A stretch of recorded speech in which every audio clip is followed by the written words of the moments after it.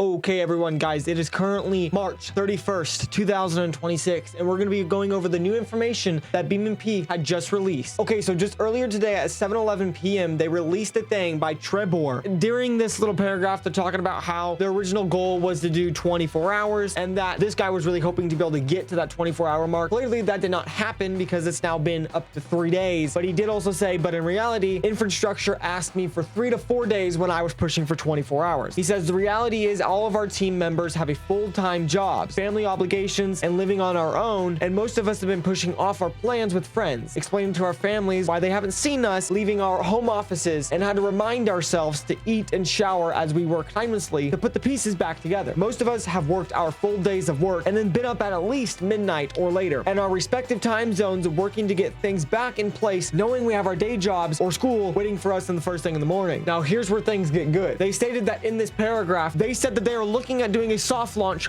by tomorrow. And then they come into this paragraph, and also in this paragraph, they're stating how this is not an April Fool's joke. So this means despite all the craziness that comes with the idea, we're looking at an April 1st soft launch. This is not a drill. This is not a joke. And I wish we had time to squeeze Easter eggs into it just for the hay of it. But let's face it, you guys just want to play the game. I should add, we do too. And then they kind of go over some things that they want to be able to achieve within this 24-hour mark and some things that they will work on after the soft release. Things that they want to do within this 24-hour is going to be the launcher, of course. They need to make sure it's ready to go with the new security improvements. They want to get the servers spinning up and also with those security improvements engaged. And they want to get the mod ready up to go. They want to get it close enough for this post, which it appears that they're going to. So hopefully they'll have the mod up and ready too, also with those security improvements. They said that though these aspects were never in question, the opportunity was present for us to do a better analysis of these areas, and we have made some changes. They say official server infrastructure, they hope to have that set up. Backend servers are hopefully ready to be done, and the authentication is ready and able to get going as soon as they need it to do. And also the authentication they're hoping to have ready to deploy immediately. What's left to do after this time period is to deploy database backend and auth services. They want to configure the final security review and deployment hardening and another bottle of rum.